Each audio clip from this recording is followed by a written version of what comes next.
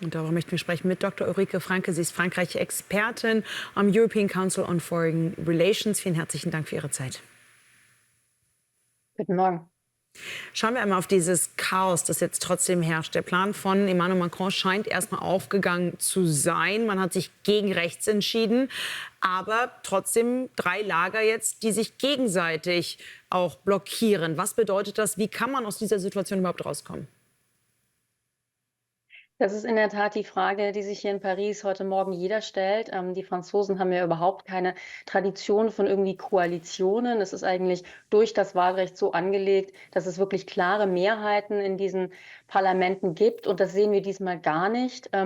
Ja, man wird sich jetzt versuchen, zusammenzuraufen. Natürlich hat jetzt erstmal dieses linke Bündnis vielleicht nicht ganz den Regierungsauftrag, aber das sind zumindest die Ersten, gefragt werden, eine Regierung zu bilden. Aber ob sie in der Lage sind, mit zum Beispiel der Partei von Emmanuel Macron zusammenzuarbeiten, das ist fraglich, denn in diesem linke Bündnis sind auch wirklich sehr linke Kräfte mit vertreten und die haben sich eigentlich in den letzten Wochen und Monaten sehr angefeindet. Insofern, es sind wirklich viele Fragezeichen hier noch in Paris und so richtig weiß niemand, wie das jetzt weitergehen soll, weil die absolute Mehrheit zum Regieren wirklich weit, weit weg ist für alle 3 Camps. Bleiben wir mal beim Thema Regierungsbildung. Mélenchon wird natürlich höchstwahrscheinlich den Anspruch haben, dann letztendlich auch eine Führungsposition einzunehmen. Macron wiederum wird seine Position nicht aufgeben wollen. Worauf läuft das jetzt hinaus?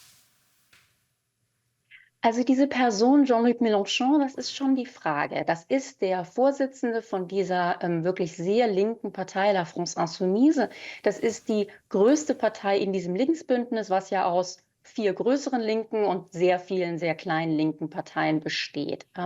Das ist jemand, der ist sehr umstritten, weil er sehr stark polarisiert. Und eigentlich hatte sich das Linksbündnis in den letzten 2 Wochen, die ja dieser Wahlkampf nur gedauert hat, auf wenig verständigen können, aber sie konnten sich darauf verständigen, dass Jean-Luc Mélenchon nicht ihr Premierministerkandidat sein soll. Also eigentlich hat er diesen Anspruch nicht. Auf der anderen Seite, ja, die Tatsache, dass dieses Linksbündnis jetzt doch so gut und so viel besser auch, als die meisten prognostiziert hatten, abgeschnitten hat, wird sich jetzt sicherlich da auch ein gewisser Machtkampf auftun zwischen den linken Parteien. Und wie sich das auswirkt, ist unklar. Aber also Jean-Luc Mélenchon als Premierminister, das würde mich dann doch sehr erstaunen, einfach weil es in diesem Linksbündnis, diesem Nouveau Front Populaire, viele Stimmen gibt, die genau das auf jeden Fall verhindern wollen.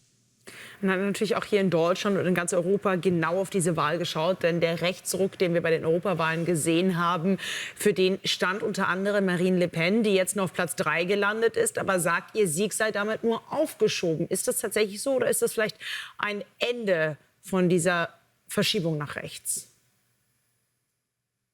Ich denke nicht, dass es ein Ende der Verschiebung nach rechts ist. Und in der Tat, wenn Marine Le Pen das sagt, dann spielt sie ja darauf an, dass wir 2027 die Präsidentschaftswahlen haben. Und in Frankreich traditionell eigentlich schaut jeder auf die Präsidentschaftswahlen. Das sind die Wahlen, die auch eine viel höhere Wahlbeteiligung haben. Und die Parlamentswahlen laufen eigentlich dann immer nur so unter ferner Liefen hinterher. Das ist jetzt ein Unterschied. Aber grundsätzlich geht es in Frankreich immer sehr um den Präsidenten oder die Präsidentin, weil derjenige einfach so sehr viel Macht hat. Daher, ja, Marine Le Pen wird 2027 antreten. Und die Frage wird jetzt einfach eben sein, wie wird die Zeit von jetzt bis 2027 aussehen? Hält dieses Parlament ohne klare Mehrheit überhaupt bis dann? Emmanuel Macron könnte in einem Jahr es wieder auflösen und es kann auch Vertrauensfragen und Ähnliches geben. Also hält dieses Parlament und wie arbeiten Sie? Verbessern Sie die Situation der Franzosen, diejenigen, die so unzufrieden sind, dass sie eben sehr rechts oder auch sehr linke Parteien wählen? All das ist die große Frage. Und ja, Rassemblement National, Marine Le Pens Partei, hat verloren im Vergleich zu den Hochrechnungen. Natürlich haben sie sehr stark zugewonnen im Vergleich zu den letzten Wahlen.